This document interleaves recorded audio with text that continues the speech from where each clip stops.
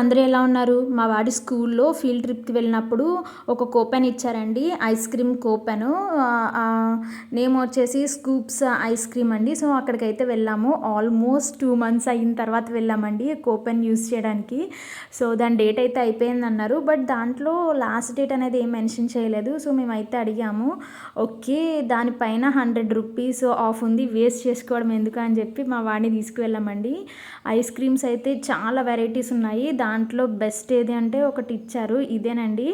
మా వాడిని నేను ఒక్క స్పూన్ ఇయ్యరా అంటే వాడి ఎక్స్ప్రెషన్ ఒక్క స్పూన్ కూడా ఇయ్యను నేను అని చెప్పి ఓవర్ యాక్షన్ చేస్తున్నాడు. వీడైతే బాగా ఎంజాయ్ చేశాడు ఐస్ క్రీము.